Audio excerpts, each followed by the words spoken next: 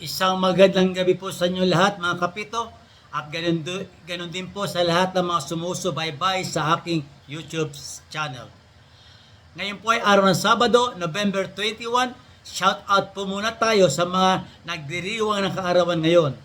Kila Referee Robbie Logi na nagkatrabaho sa South Korea, kay Rafael Macaraig Aragon, kay Referee Eric Tebang Pedroso, Referee Bong Cabigon, Referee Giep Reyes, Referee Brom Tabilon, kay Referee Dominic Distor, Referee Real Alan, Referee Joseph Perez, Referee Betoy Torion, at sa aking dating kasama sa Bahamas na si Mary Balala. At belated happy birthday din po sa nagdiwang ng kaarawan kahapon, November 20, kila Raymond Villamor at Eric Leabres. Maligayang kaarawan po sa inyo lahat at naway patuloy kayong pagpalain ng ating poong may kapal at bigyan kayo ng post-post ng pagpapala mula sa Diyos Ama. Sa araw na ito ay tatalakayin natin ang technical foul na about doon sa player head coach. Noong unang araw natalakay po natin ang technical foul doon sa player. Pangalawang araw natalakay natin ang technical foul sa head coach. Ngayon po tatalakayin natin ang technical foul doon sa player head coach. Ang player head coach po, ang tawag sa Pilipinas ay playing coach. Isa lamang po ang alam ko nangyaring playing coach si Robert Jaworski. Okay?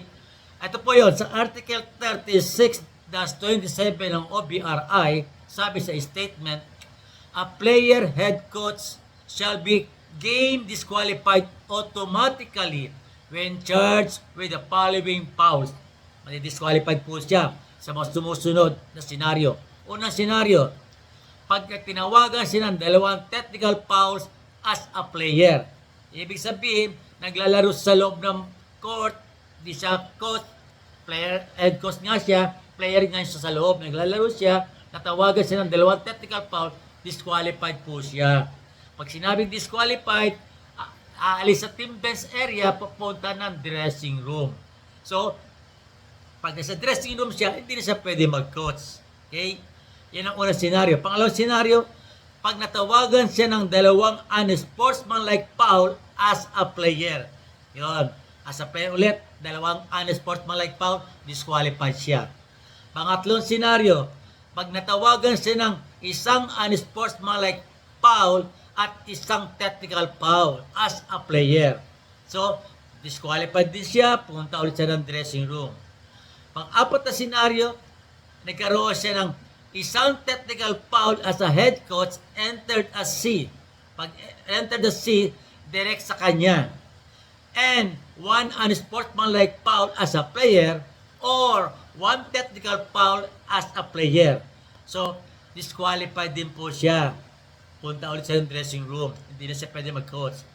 Panglimang senaryo, pag nagkaroon ng isang technical foul as a head coach, enter as B1 or B2. Ibig sabihin, indirect. One technical foul sa head coach, indirect.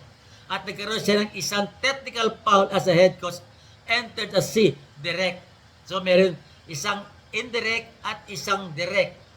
At merong isang unsportsmanlike foul as a player, disqualified siya. Or one technical foul as a player, disqualified po siya doon. So, isang direct, isang indirect, at isang unsportsmanlike foul or technical foul. Okay? Yung pang-anim na senaryo, ito po yon. Pag nagkaroon siya ng dalawang technical foul as a head coach, enter as B1 or B2. Ibig sabihin, dalawang technical foul indirect. Natawagin ng technical foul yung manager at yung assistant coach. Coach charge sa kanya yun. Indirect yun. And one unsportsmanlike foul as a player or one technical foul as a player.